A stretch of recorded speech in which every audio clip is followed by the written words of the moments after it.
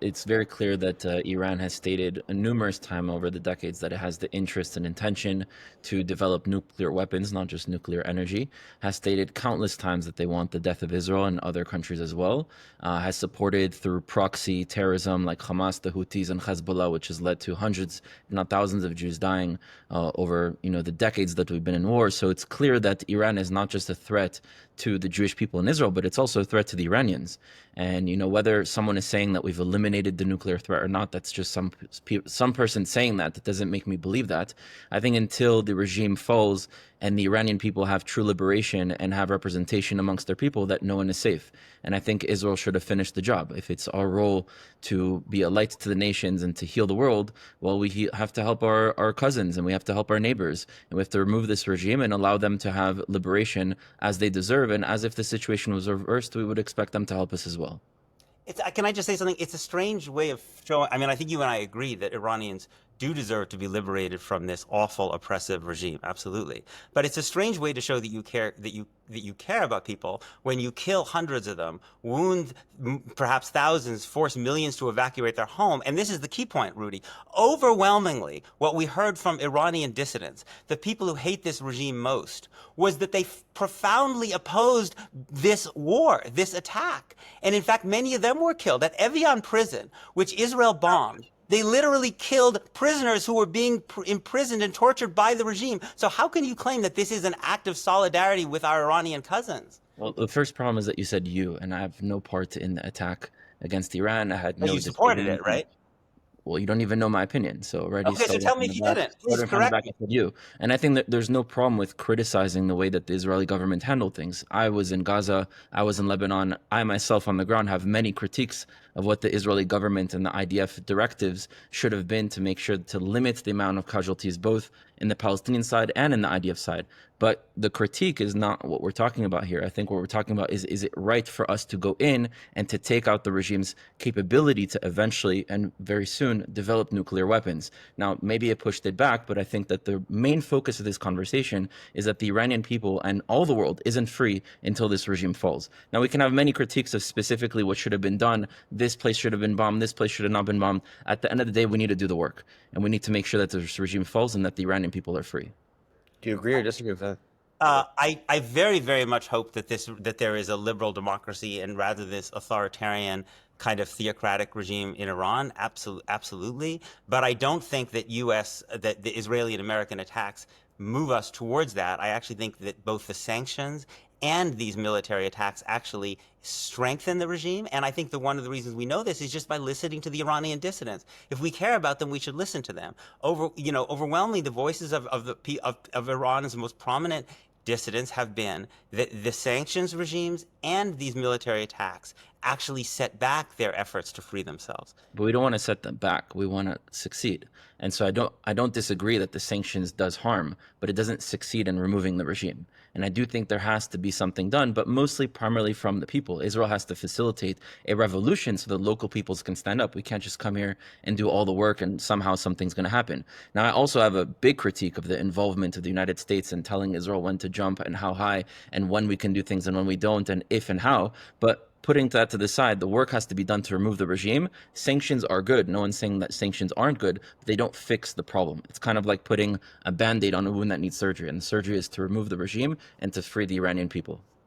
I think sanctions are bad, so I'm one of the people who does. I think denying Iranians, the life-saving medicines actually is immoral and actually has strengthened the regime. And sanctions often end up strengthening authoritarian regimes. Well, it's a type of sanction. I think depending on which sanction we're talking about, the economically strangling the government, I think, is different than giving humanitarian aid and medicine and so on, which I think we would all agree that medicine is mostly going to the population. So that's not something that should be targeted.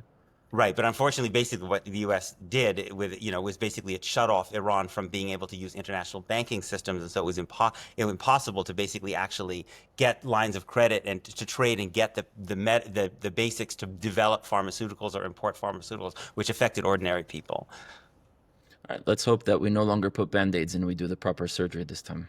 Yeah, I mean, Peter, do you agree that they should take that the regime needs to be removed? That the Iranian regime is fundamentally a threat to Israel and the U.S. because they say repeatedly death to Israel. No, I think that the Iranian regime is a threat to their people. They oppress their people, and I would love to see that regime replaced by a government that respected the rights and dignity of their people. I don't actually think Iran is a significant threat to the United States at all, and I don't think Iran is actually even a particularly significant threat to Israel. I mean, Israel, let's remember, has hundreds of nuclear weapons, right? It has a massive second strike capacity in terms of its deterrence. It's far, far stronger than Iran. So no, I don't think Iran represents a particularly significant threat. I think Israel does face threats, but I don't think Iran is nearly near the top of the list.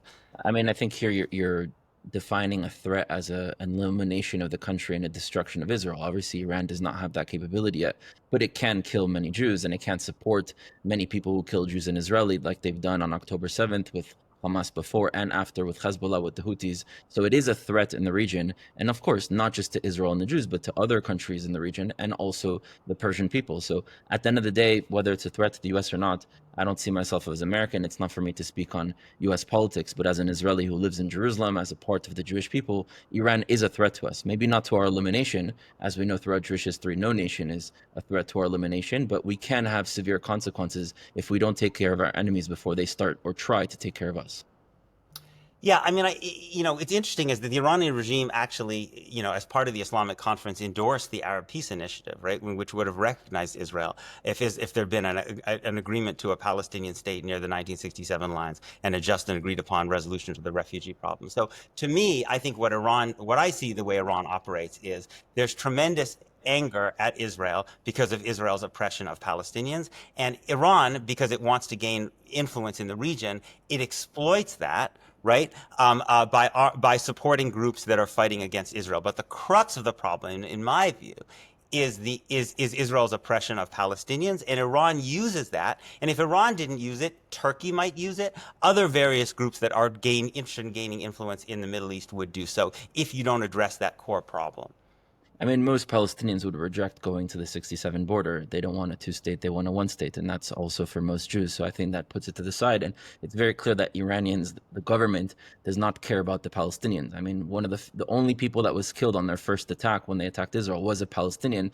And, they're not talking about Palestinians when they're dying by the thousands in the Syrian civil war. They're not talking about Palestinians when they're suffering in refugee camps by the hundreds of thousands in Lebanon and in Jordan. They don't care about Black September in Jordan. They don't care about Palestinians that are suffering under the Palestinian Authority or Hamas and that are being killed because they're opening their mouths and going against Hamas or saying something that's critique. So they don't care about Palestinians. I do think on the second point you do hit on it is that they want to. I just want to say, I agree with you. Can I just want to go? I agree with you that Iran is a self-interested actor. I don't claim that they believe in human rights for anyone. I think they're using the Palestinian cause for their own purposes. But go ahead. Yeah, so it's not because we didn't agree to going to a 67 border, something that it's causing them to do that. It's really a manipulation of them trying to control the region. And how do they control the region? Well, by taking out the strongest country in the region, which happens to be Israel, and doing it under the guise of Islam, because that's something that you can unite a greater world. And they're trying to position themselves as the leader of the Islamic world against Israel as those who are oppressing or attacking Muslims and Arabs, which obviously we know they don't care about Muslims or Arabs. They care about world domination. So I think we just have to be very clear of their interests here and that they're actually not pro-Palestinian, they're anti-Palestinian, because using Palestinian suffering in order to push their objectives and keeping Palestinians trapped in their situation, which benefits them, is not pro-Palestinian at all. It's actually very much so anti-Palestinian. As I said, I don't believe that Iran is fundamentally concerned about the human rights of everyone. I think they're interested in gaining regional hegemony. Israel is also interested in gaining regional hegemony. Israel wants to be by far the strongest power in the region. It wants to make sure that there's no other power in the region that can be anywhere near as powerful as Understandably. it. Well, from Israel's point of view, yeah, it might look a little bit different if you're Would you agree? It might look a little bit different if you're someone whose country is being occupied by Israel or someone who's being denied basic human rights by Israel. Then you might have a different point of view. I don't know which country you're talking about, but if land is currently occupied, yeah, I mean, there's Palestinian Authority that occupies land, there's Israel that occupies land, there's Hamas that occupies land. If we're talking about occupation in terms of control, sure. And by the way, I'm against a two-state solution, and I'm for a reality where Israelis and Palestinians achieve their aspirations. But the biggest critique I would have of the position that I've seen you take is this double standard. It's like it's only an occupation when the Jews have control, but when the Palestinians have control, it's not an occupation. Where do the Palestinians have control? The Palestinian Authority doesn't have control over Judea and Samaria? No, not at all. They don't have control of Area A. and The IDF municipality of Area B is as well. only one. Sorry, I didn't mean to interrupt you, Rudy. Finish your thought. Sorry. No, but Palestinian Authority has control over Area A in the West Bank and No, municipality control over Area B. no. How could you It say no? doesn't, because the IDF can go into any square inch of the West Bank, including Area A, Only right, one who's and attacked against arrest Israel. any single person it wants, anytime it wants, including the leaders of the Palestinian Authority So itself. because the IDF can sometimes go in, doesn't take out the 99% of the other time where the Palestinian Authority has control. No, And the it Palestinian Authority does, agrees that because the IDF can go and do that. So actually, it, it's in their agreement that the IDF can go into. I mean, I've been there. I've served in Judea and Samaria. When yeah. there's a person that goes and stabs someone, a civilian, to death, the IDF has the right, and with the agreement to the Palestinian Authority, to go in and to arrest that person and to make sure that that person does not do it again. I wouldn't take that and flip it into now all of a sudden Israel's completely controlling Area A when every single other time it's the Palestinian Authority, and they very much so agreed for that to be able to exist. You see this double standard? The Palestinian Authority is not a state. It does not have an Correct. army. There's And it only won't be a one state. army that operates between the Mediterranean and the Jordan. It's the Israeli army. The So Israel if you have an subcontract. army, that's what Why makes it don't I just occupation? finish, Rudy, and we'll try not to interrupt each other, and Sure. I'll try to make sure I don't interrupt you too. That with the Israeli army, Israel subcontracts some things that it would prefer not to do to the Palestinian Authority in heavily populated Palestinian areas like Area A. But Israel controls the borders, it controls the airspace, it controls the telecommunications spectrum, and when it wants, it can go in to any square inch, including Area A, and do whatever it wants because it has sovereignty and it's the only army that control that in the territory.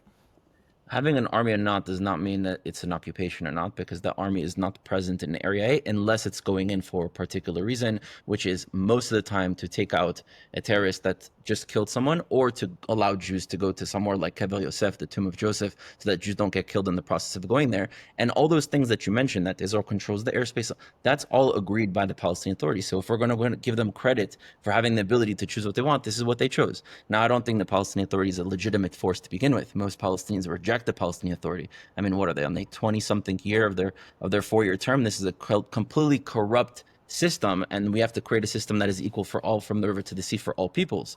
However, you can't just use the term occupation when there's division of control over the land, and it's only when the Jews control the land does that make it occupation. And this is the Right. critique that I have of like your position, because I think on most parts, maybe on the future reality of what we'd like to see, we probably would even agree. But on when you look at the issue, you're always over criticizing Israel and the Jewish people and kind of giving a pass to everyone else. And what I think we need to do is to be fair.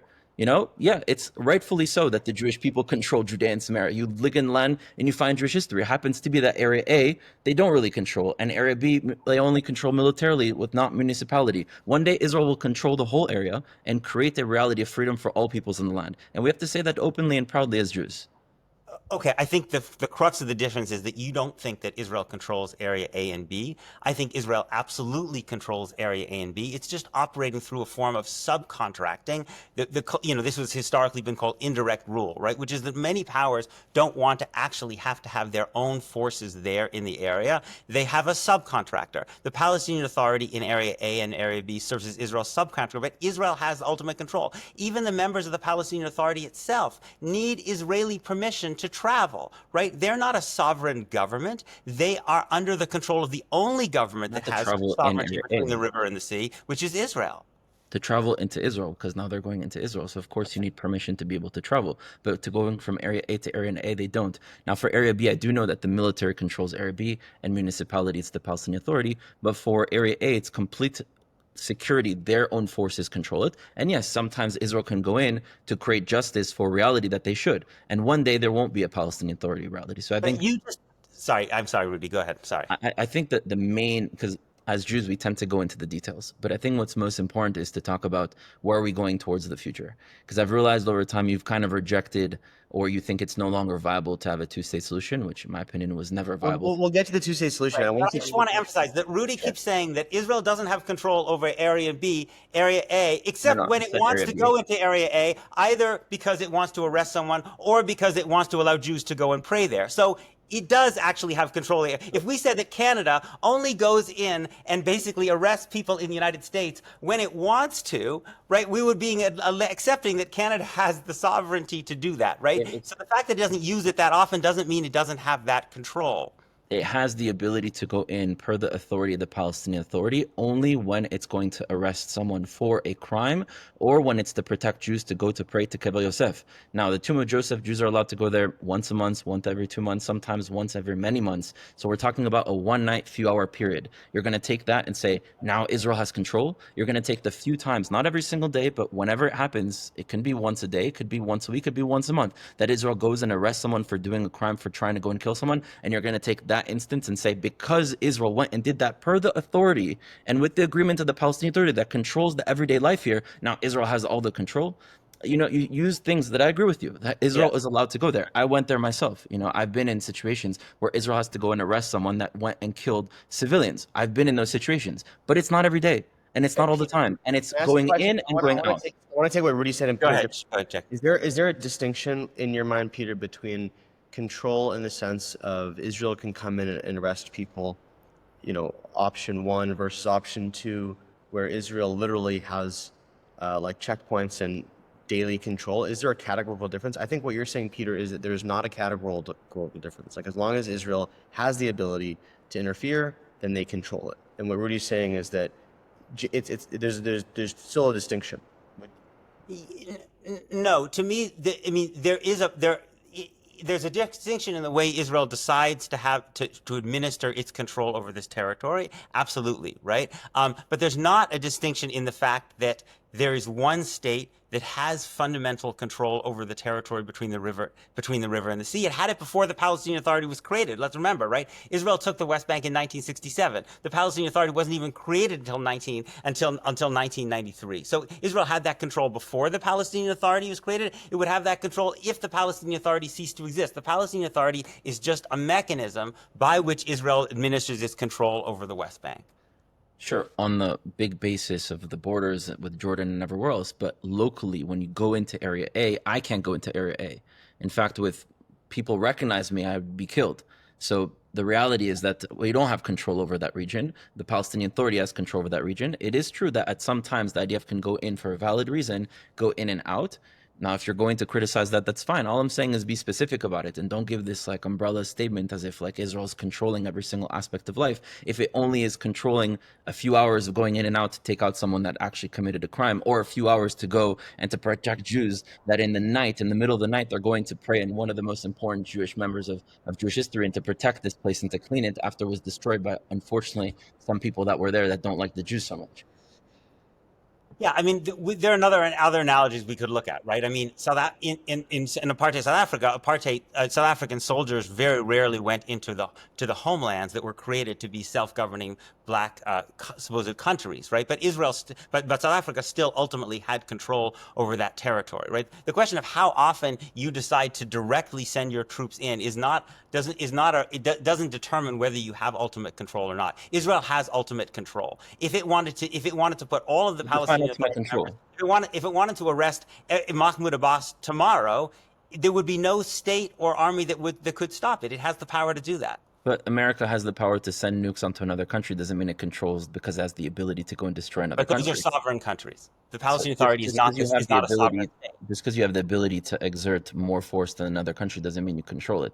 Now, I don't disagree that Israel controls the air and Israel controls like what goes into the borders of like with Jordan and other places. But when we're talking about control over a piece of land, the Palestinian Authority has control over that land. Within Gaza, Hamas had control. Yes, Israel was able to control what goes in and out with the sea and with the air, but within the land, it has control. And you have to admit that that exists and be more specific at that reality. Because when you say that Israel controls everything, people think, oh, well, there is no Palestinian Authority that dictates reality on the ground there. And they do dictate reality. Hamas does dictate reality on the ground. I've seen it with my own eyes in both situations. And we have to bring a little bit more nuance there and criticism to what's going on in order for us to actually be able to fix the situation. Because the intention of us having a conversation, because me and you are both Jewish, we care deeply of this land. But people who are listening, we need them to understand more of what's going on for us to put the energy to fix things and not to get someone at the end of the day to say, well, you know, Israel's just the worst thing in the world. Israel's the source of all problems. And unfortunately, I think your voice is often used for that. Maybe it's not your intention, but we can very clearly see, and I think I speak for a lot of Jews in the world, not all,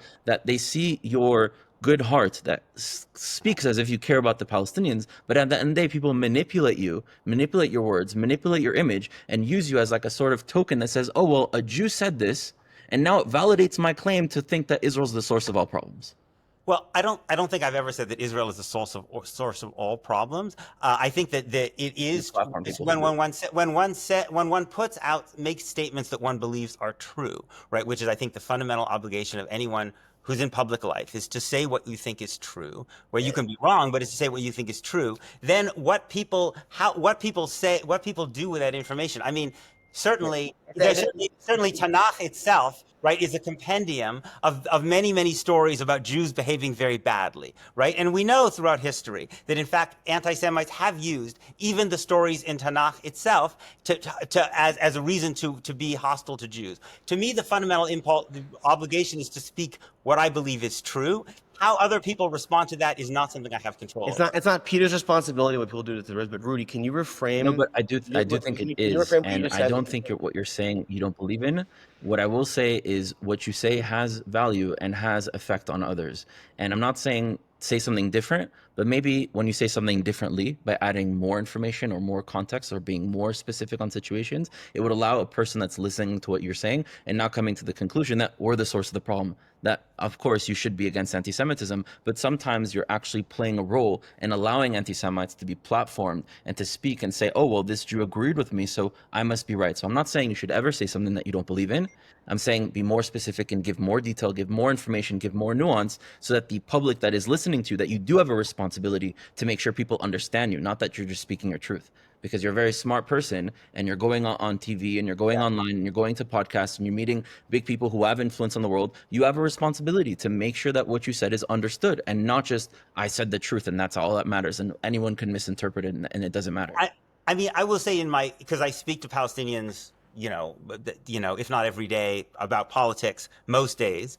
The response that I actually, in terms of a response, the thing that I tend to hear very frequently is that when Jews speak about the fundamental imperative of human equality, right, that actually that combats anti-Semitism, it combats hatred of Jews, because it shows that this is not a struggle of one tribe against another tribe. It's basically about the belief in certain universal principles that all people can believe in, irrespective of their religion or ethnicity or race. So I just empirically don't buy your argument that people who say things like me are contributing to anti-Semitism. I actually think we're combating anti-Semitism, but I also do try to speak with as much detail and nuance as in my analysis of what I think is true as I think you do, Rudy. We just disagree about certain things. I mean, 100% of your 100 last tweets about specifically the Israeli-Palestinian conflict were all anti-Israel.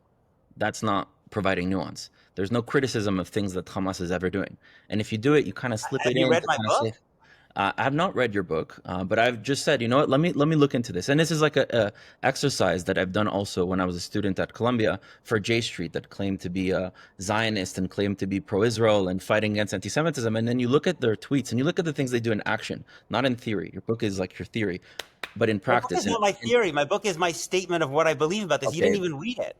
well, I don't need to read. Have you read all the articles I've written? No, This but is you decided to, you're judging, I was you like, you know decided what? to make this Let me look about into my your tweet. recent actions. Let me look into your recent actions. And Okay, so you'll see, if you've you read tweeted my about other book, things as you'll well. see If that you my take book all spends, the last tweets that you made about the Israeli-Palestinian conflict, Mhm. you take 100% of those tweets, and they're all Okay. against Israel. Yeah, and I think that's a distorted way of. If you read That's my not this, book, but you it's will just see factual. the book spends a lot of time talking about the war crimes that Hamas committed on October 7th, Hamas's targeting of civilians going back in the Second Intifada in the 1990s. This is something I've written a lot about. It happens at this particular moment in time, right? I don't know how many days those tweets were over. It happens over this particular moment in time that there are tremendous war crimes, I believe, being committed by Israel in Gaza with my money. As Okay, a it's not U.S. just Israel. taxpayer, let me finish. The U.S. is not funding Hamas. My government is funding the Israeli military that is committing,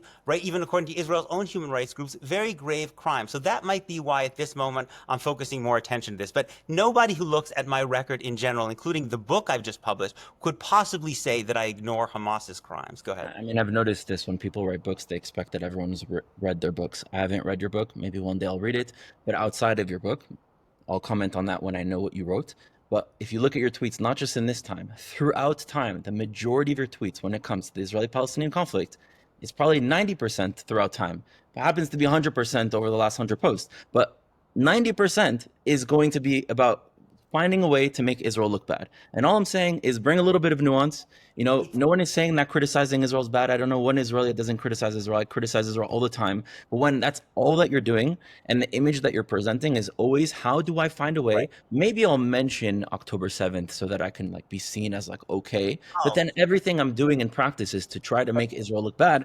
Akhi, okay. like, no, I'm First of saying all, this, I'm okay. saying this, I'm saying this honestly as a brother. It hurts Okay. when we see people like you doing that, because you Rudy, have the first of ability all, to create impact I into the find world, it, and I we find expect it, more. I find it, I find it that you would suggest that my concern for October 7th is only because I'm concerned about how I would look. I I have mean, to look say, at how you're posting. Look how you're posting. October I 7th is find not it, the only I time find that it Jews are bad. being But killed. secondly, let me just say, October 7th is not the as only I said moment that Jews before, are being killed. There was an IDF soldier that was killed yesterday. my Where's your government, post? Where's your tweet? my government and my taxpayers are funding the Israeli military at a time when Human Rights Watch and Amnesty International and many of the world's most prominent international scholars, including Israeli-born scholars like Omer Bartov, Raz Siegel, Shmuel Letterman, are saying that what Israel is doing may actually constitute genocide. So given that my money is going towards that, that is something that I'm going to give greater concern to. It doesn't mean And that I don't the think U.S. Hamas gives money commits also crimes as well. foreign aid to the Palestinian Authority.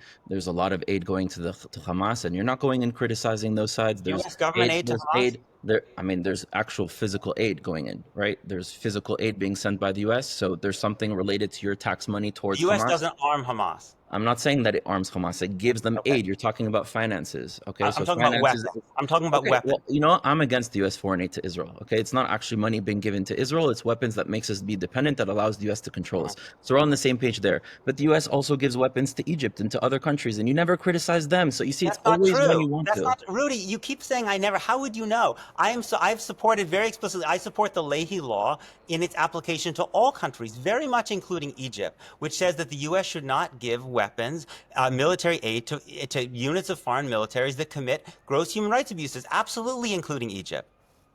Listen, at the end of the day, we're both against the U.S. foreign aid to Israel. All I'm saying is that from the perspective of me and a lot of people that I know, we don't dislike you. We don't hate you. We see you as a brother.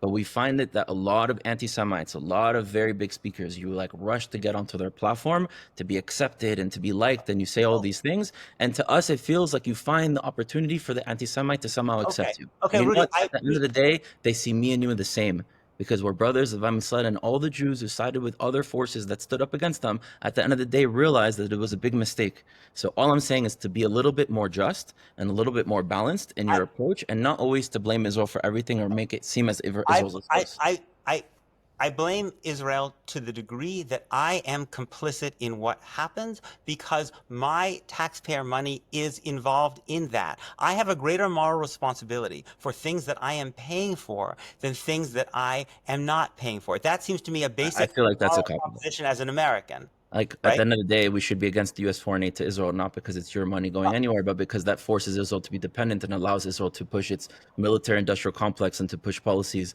that doesn't benefit the region. That's why we should be critical of the thing, not Fine. because you paid some taxes and the aid is going there. And now, like, let's be more specific as to the real problem.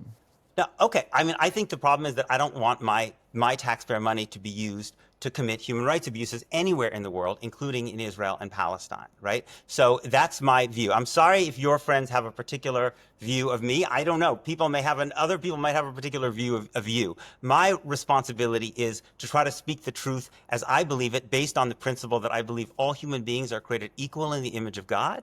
And the corollary for that, for me, is that states should treat human beings equally under the law, irrespective of whether they're Jewish, Palestinian, Christian, Muslim, whatever. And I think you That's the should be principle by equal which with I your. operate. I think you should be equal with your critiques as well, not just Yeah, towards Israel. But your yes, and critiques. you keep making this point, and I keep making the point that I have a greater moral responsibility for things that are done with my money than things that are not that are done with other people's money. Yeah. Jay, Why college. not mention what, Rudy? I think what you're saying is you would like to see Peter tweet out more things about how the U.S. is funding aid into Gaza. No, as an not example? necessarily. Not necessarily. I would say to be more specific on the situations and not to have it that the person that's reading it is going to read his message or hear his words on a podcast or on a TV show and be like, oh, yeah, that guy is another Jew that validates what I think and that Israel's the But source of the problem. there's always going to be crazy people. There's always going to be racist, crazy people. It's not Of our course, but this is not the responsibility. crazies. This is the average person that's listening to the things that he's saying, and other people like you and are coming to the conclusion, I was right, and let me go and send it to other people who are standing on the front lines fighting for the Jewish people physically and ideologically, and say, look, that guy said it, so that makes it valid. And then we have to go and pick up the mess and to actually defend ourselves. Okay, I would say, Rudy, again, I don't know how many Palestinians you are in regular political conversation Many, with. many. I Oh, work daily with Palestinians on the ground to oh, change the situation here in the narrative. oh, Don't try to okay. play the Well, I card can yet. only speak from my experience as someone who engages with Sure. the Palestinians on a very, very frequent basis, right? And many Palestinians I know very, very, very well. It is not my experience that the critique of Israel from a perspective of equality and human rights promotes hatred of Jews. Far from it. I actually think it promotes human solidarity between Palestinians and Jews that keeps us safe as well as them. Yeah, I don't disagree with that. I'm not saying that the critiques of the Israeli government or talking about the suffering Palestinians go through is anti-Semitic at all. That's not what I'm saying.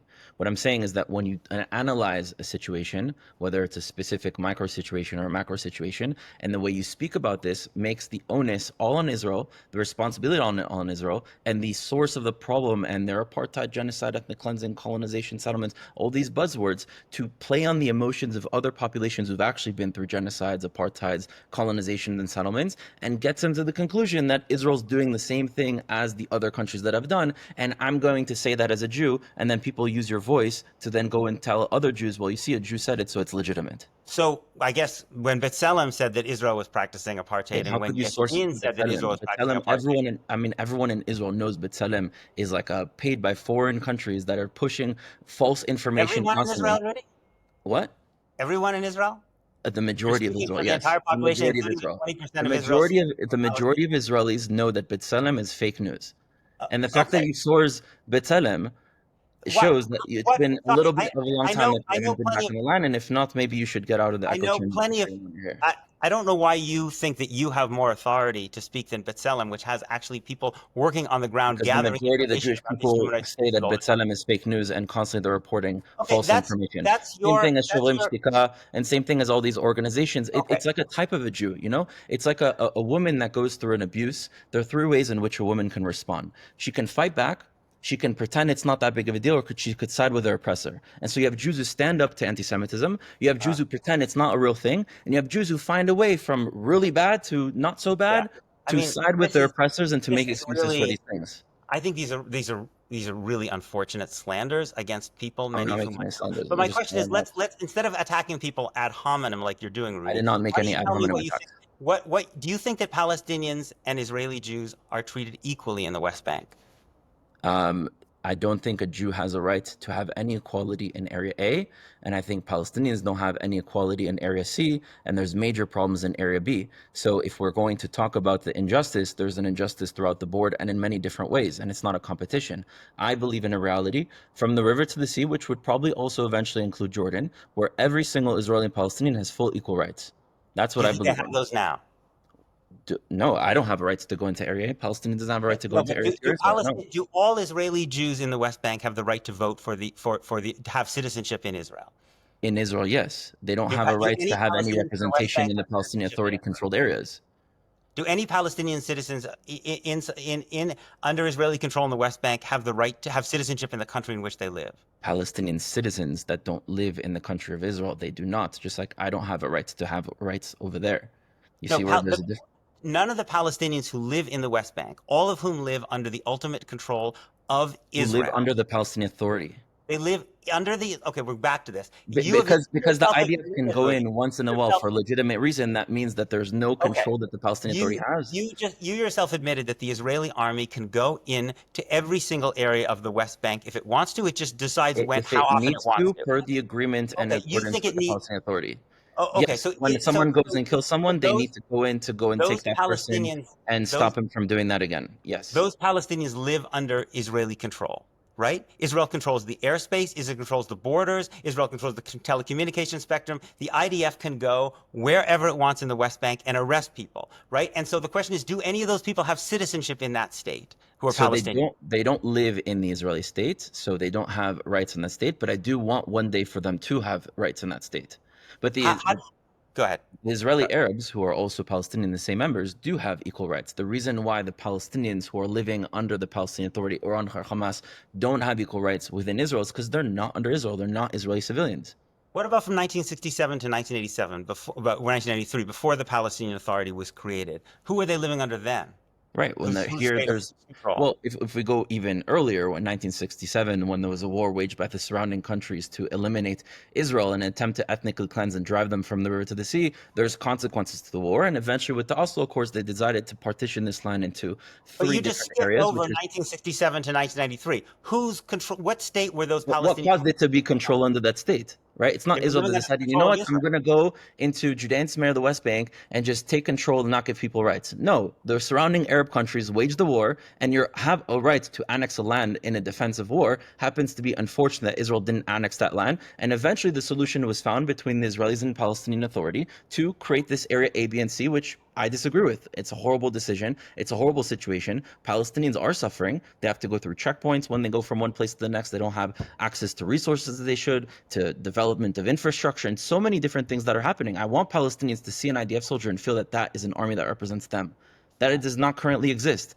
But when you're looking at information and you're saying because the IDF can sometimes, very rarely, go in for a specific legitimate reason to take out someone, that means that that person de facto is now under the Israeli state and they don't have equal rights into the Israeli state. But you never, ever, ever criticize the fact that I don't have a right to go to Hebron and to Shechem and to Bethlehem and to these places that are part of my ancestral land. So all I'm saying is to be equal. I believe, if you're going to criticize the movement for Palestinians, criticize the movement for Jews. Because I believe that Israeli Jews and Palestinians should be treated equally.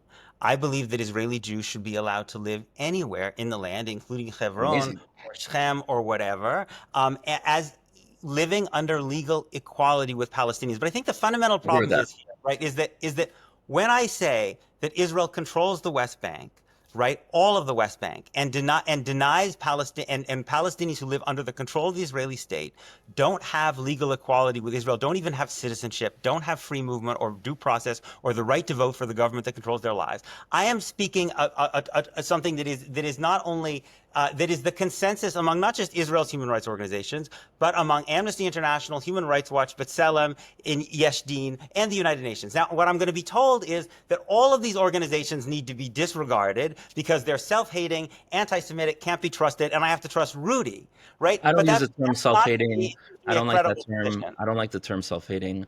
And I didn't make any claims, so I wouldn't put the words in my mouth. But again, you said Israel controls everything, and Israel doesn't control everything. There's a mix of control. And this is where I'm saying to be more specific. I'm not saying not to talk about the fact that Palestinians are at times having an IDF soldier go into their house to arrest someone or looking for someone, and that they have no representation towards this government, that its army is going and doing something, and it should have representation. That's an injustice that is happening, but there's a context as to why it happened. You're talking about certain dates where there was no Palestinian Authority, but there's a context as to why that happened before. So all I'm saying is to include the context, and if you're going to criticize that a Palestinian does not have a right to live freely from the river to the sea, also talk about that a Jew does not have yet the right to live from the river to the sea. And B'ezrat Hashem, one day there'll be a reality where we all have a right to live from the river to the sea. But in order to be able to get there, we have to not be weaponizing one side suffering as a way to attack and create sole responsibility onto the other side, because that's actually fuel to allow this conflict to continue. It's not weaponizing people's suffering to speak about fundamental conditions of oppression and say that one believes that that Palestinians and Jews should be treated equally. It's not weaponizing Palestinian suffering to acknowledge that Israel is the power as a state that has massively more power than its subcontractor, the Palestinian Authority in the West Bank, which doesn't have an army and doesn't have a state. That's not weaponizing Palestinian suffering. Is it more or is it all? Because at first you said Israel controls everything, and now you said it has more power. Israel has ultimate authority, and it subcontracts part of that authority to the Palestinian Authority. Does the Palestinian Authority also have authority? Also have power? It has no ultimate authority. No, all of its authority, the day-to-day life for Palestinians in Palestinian Authority. all of its authority is granted to it by Israel. If Israel wanted to arrest every member of the Palestinian Authority tomorrow and shut down the Palestinian Authority and go back to the situation between 1967 and 1993, it could do that. I mean, a lot of countries can do a lot of things to eliminate or change situations. That doesn't change the fact that the Palestinian Authority has authority over Area A and municipality authority over Area B. Now, the fact that they have that control, if Israel had control there, I'd be able to go there. I'd be able to move there. I don't. So they have control, that's Israel's decision. but they do have control at the end of the day. And with Israel that has control, they decided- create injustices as well. Israel right? has decided that it doesn't want You see how it always goes back to Israel. It always goes back to Israel. Israel Now, has Israel has the ability to change, but authority. does not have the responsibility to be blamed. That's the difference. I do think Israel has the power, thus the responsibility to change the status quo, and we should be more critical for it to use that power to change the reality and to develop something that is equal and just, that me and you would probably both agree with. But to always take the situation, and because Israel has the ability, then blame it for all the consequences of the things that were done for us. This is where you go and you create a double standard. This is where you go and you don't include the nuance that describes our suffering. I've never denied that Israeli Jews suffer, and I've made it clear that I don't believe in a situation in which Israeli Jews should be barred from living anywhere equally between the Mediterranean and Jordan. I think the fundamental difference is you seem to think that the Palestinian Authority has some independent sovereignty over some territory in the West Bank. I just don't know a single human rights organization that would agree with that, or frankly, any independent legal expert who would agree with that. You don't know a single one of the anti-Israel organizations that you quoted Right, earlier so you that would can agree with it. dismiss all these No, people come as on. You were going to say that United Nations is a bunch of good humans. It's those countries putting their people into power to push their global politics. You know, there's not a group of people. And Amnesty International, like it's like when you talk about criticizing October 7th, and then you like quote Amnesty International. Like, where's the dissonance? These organizations that are obsessed with holding a double standards against the Jewish people and to make us look bad in every situation that they can, to manipulate information, and then you're going to say, and you want me to take you seriously when you criticize October 7th, which, by the way, I was there. I fought on October 7th in Kfar Aza. I had many friends die next to me. So when a Jew talks about October 7th, of course, it's valid. You're a Jew. You're a brother of mine. But when you're going to go and source things that are very clearly by the Jewish people seen as these are people who are manipulating... The Jewish people, Rudy? Are you speaking on behalf majority of the Jewish people, the majority of Israelis see B'Tselem and Shovrim Shtika and all these organizations as traitors. They see Amnesty International and the United Nations as organizations who have an objective to sell something to the world that is obsessed with Israel and the Jewish people. And you're playing into it. That may be what a majority of Israeli Jews believe, right? It doesn't mean that it's true. In fact, it's funny, what I notice is that when Amnesty International does report, or Human Rights Watch does reports about Chinese abuses in Xinjiang, or Russian abuses in Ukraine, or abuses in Myanmar or Zimbabwe, all of a sudden, actually, people treat them as pretty credible. It just turns out that when they happen to do, and when they do reports about Palestinian human rights... How many reports do they do against those countries compared to they do against Israel? Many. They work globally and do many reports about places all over the world. You know what the Chinese and Russian government think about Human Rights Watch and Amnesty International? The Indian government, they've often expelled these groups because they hate them, because they say exactly the same thing. I'm not disagreeing with you. Sorry, let me finish. They say exactly the same thing. They say exactly the same thing because they don't like the human rights criticism that you are saying about this group. No, I like to criticize where there are human rights, but when there's double standards, that's very clear with these organizations. How many resolutions against countries that have far more death counts? And you're talking about the UN. The UN, or how many reports does Amnesty International do compared other countries to Israel? There's an obsession against the Jewish people in Israel. There's an obsession. It's been throughout time, and you know this. You know you have a bunch of Sigurim and Tanakh in the back of your room, and you should know Jewish history of how the world is always finding a way to see the Jewish people as a source of the problem, and you're playing into that. No, I disagree with you, Rudy. Actually, I disagree with you. If you look at the United Nations, right, it is true that there's a very disproportionate number of resolutions against Israel. So why are you going to source them as legitimate? No. You got to I'm going to try not to interrupt you. I forgive me, I have, but let's just try not to interrupt each other. And I won't go on forever either, I promise. The United Nations General Assembly disproportionately focuses on Israel. I agree with you. It has zero power. The power at the UN resides in the Security Council. In the Security Council, there is a double standard. The double standard is in Israel's favor because while the UN imposes sanctions and gives the right of military action in many other countries, the United States, and sometimes along with Britain and even France, vetoes any resolutions that would criticize and lead to any enforcement action against Israel. So there's a double standard against Israel at the UN in Israel's favor, because the body at the UN that has the power at the UN prevents Israel from suffering any condemnation. Okay. At the end of the day, you're sourcing a group that you now agree that is clearly biased against Israel and the Jewish people. And it happens to be that those councils are not based on majority, are based on certain seats that have been maintained, and they have an objective to push their foreign policy and to protect Israel so that they can use Israel to push their foreign policy into the Middle East, which is a critique that I often have of the relationship that Israel has with Western countries, and we should separate ourselves from that. We should have relations with Western countries, not toxic relations that we've become dependent on them and they're allowing to control us. And we should stand strong and be in our land and be able to defend ourselves and never have to ask another country of when to do or not to do. But the reality is, when we source resolutions that are said, oh, it's valid of the United Nations, it's valid of Amnesty International, but we would look at other countries that commit human rights violations. I'm not saying that they haven't mentioned them, but the amount of times that they talk about Israel specifically compared to other countries that have done far worse things that we can actually all agree on, it's very clear that there's a bias here. And so a lot of these organizations and a lot of media companies as well have an objective. They realize where the demographics are. They realize that the people are hungry to find a way to look at Israel to be the bad guy. And so they're going to focus their resolutions in that direction, and of course remove all the context to make Israel look as the bad guy. And when you go and source those sources as saying that's what makes me legitimate, that's in the eyes of the Jewish people what makes you illegitimate. And I want you to be legitimate. I don't think you're a bad guy, right? And we'd probably sit down and maybe even friends and agree on a lot of things. But I have to call it out where it is. And I have to be honest. Maybe other people haven't been honest with you in the past. Right. First of all, Rudy, I do have to say you have no authority to speak on behalf of the Jewish people, right? I have Nor do authority to say that Right. the majority of people have certain positions, like Israel has a right to exist and to defend itself. Yes, Sure. you can speak Yes. about statistics, and I think you're right. The majority of Jews, certainly in Israel and the United States, would take a position different than mine in my support for an equal binational state. That's true. But the thing I just want to note that the thing you were saying about Israel being subject to double standards because it's criticized by human rights organizations. You know which other governments say that?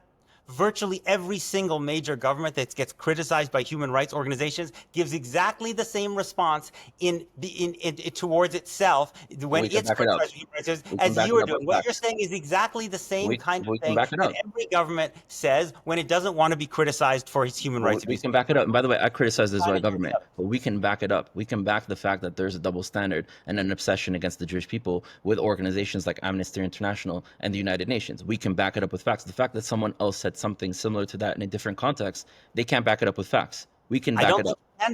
Sorry, go ahead. I don't think all you I'm can. saying is that if you look at the reports that Amnesty International has done with the world, and I'm not saying that there are people that they criticize that are good. Don't use that to say that I'm against that. I'm also for them criticizing bad forces. But if you look at the reports that they specifically do against Israel versus other countries and take out all the context when it comes to Israel and do like 10x more specifically on Israel compared to all the countries combined, it's very clearly a double standard. And you have to be able to, you can say I criticize what the IDF has done in the Israeli government and I don't like this politician and what they said, but also Amnesty International that's criticizing something that I would agree with, it falls on deaf ears when they're being biased. Right. The problem with the claim of this double standard claim, right, is to establish that you think it's a double standard, one has to make some evaluation of how serious the human rights abuses are, right? And you're saying that Israel has the most serious human rights violation abuses compared to all the countries in the world?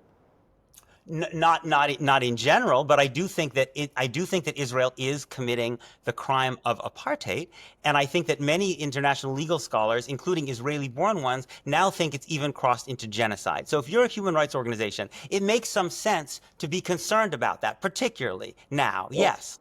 To respond to that, I think that these are using blanket statements and playing on the emotional struggles that other peoples have had in order to convince them that Israel's doing the same thing that happened in South Africa, or Israel's doing the same thing that happened in Rwanda. For something to be a genocide, you and I both know that there has to be an intention to massacring a population. As someone who served in Gaza, who served in Lebanon, who served in the IDF in Judea and Samaria and the different places as a reservist and also in Sadil, Israel's intention is never to kill civilians. It is always to take out Hamas or Hezbollah, and very unfortunately, there are civilians that are killed in the process. Now, have there been Israeli individuals who have done bad things? Absolutely. Should those people be condemned and jailed for the crime that they have done? Absolutely. But to try to go and say that there is a genocide happening there, you very well know that that is, again, another anti-Semitic blanket statement to make Israel seem as evil. And Okay, apartheid as well. We know I that don't. apartheid is a specific term that was coined to talk about South Africa. Now people are using it as a general term to describe specifically Israel, not even any other countries.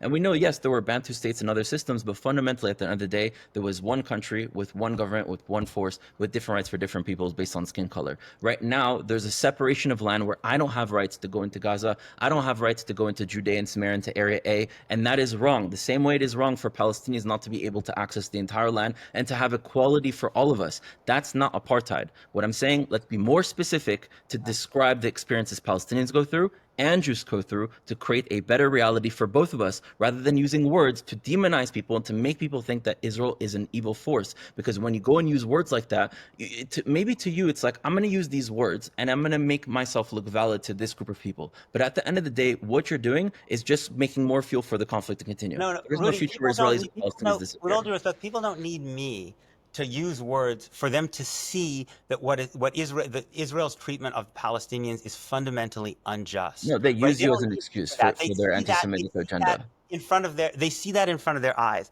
Israel does have Palestinians in the West Bank are fundamentally legally inferior to Jews, because all the Jews in the West Bank all have Israeli citizenship and the right to I'm vote for the inferior to government. Palestinians in Area A and Rudy, in I thought Gaza. we said we weren't interrupting. All right, but you're I saying thought fake we said we news. weren't interrupting. I'm inferior to No, Palestinians in but Area A. Rudy, I are thought we you were saying you're going to be fair. Rudy, you got to stop interrupting me. You got to be fair.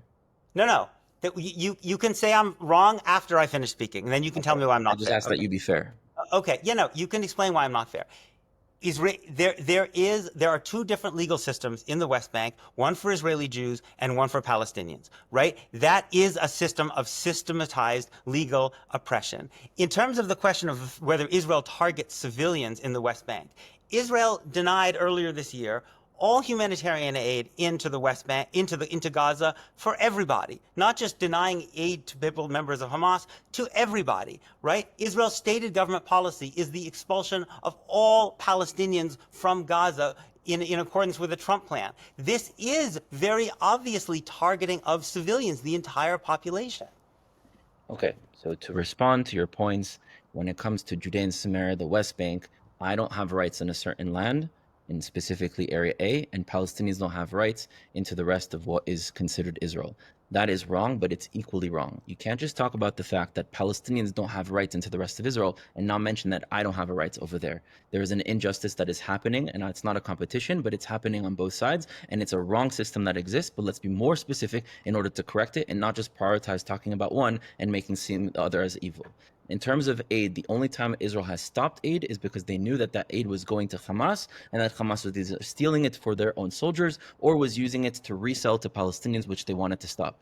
Every other time that there have been solutions found to get that aid to Palestinians, that aid has been going in. Now, for me, Palestinians are my cousins. When it comes to people in the West and everywhere else, we're fellow human beings, but I see Palestinians as my family. So any Palestinian, especially civilians that are dying, that's a loss of a family member and a horrible crime that is happening and something that we need to change. But in order to change, we need to not just talk about what, we need to talk about why and how. And if we're just talking about the what without the context of how these things even happen to be in the first place, then we're not actually doing anything to be able to fix it. And you're talking about it's Israel's policy to expel Palestinians. Have there been politicians that have stated horrible things that me and you will condemn? Yes, but it's not Israel's policy to expel Palestinians.